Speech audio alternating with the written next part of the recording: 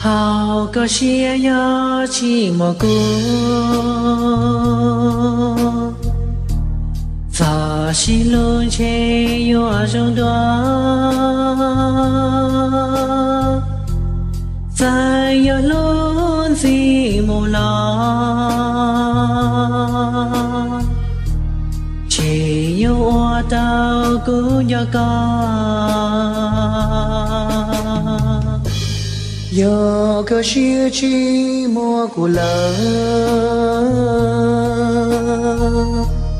giờ cô yo mua cho cái lúa đau một thứ đau có lo che có yo chi po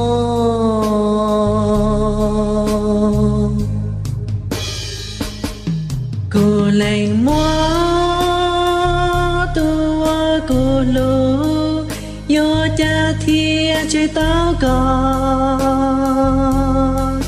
yo nô tư yo nô chi lô nô ta cô chừng to có yo thao tư có thia mà lo cô yo ta có sao thao tư chỉ xin chữ yo mò lử ta vì có đa thia trong ly nó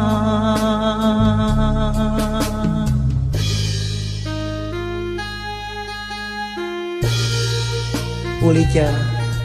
cô lúc xưa phèo luôn, giờ cô bao hạt tiền, cô chỉ lưu tiền, giờ cô chỉ xoắn trên cô, chỉ nên ngủ nè nào, cô cho kỹ lưu, đi chỉ cho cô mua sai, chỉ mua gì, chỉ cô tôi chỉ bông cô mua, cô tôi chỉ mua xe, rồi đi nào, cô làng mua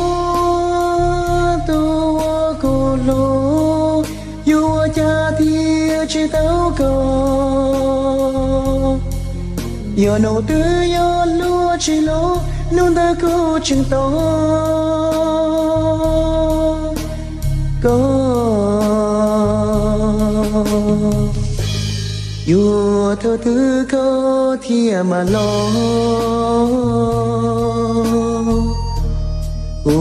yo ta có cho thao tư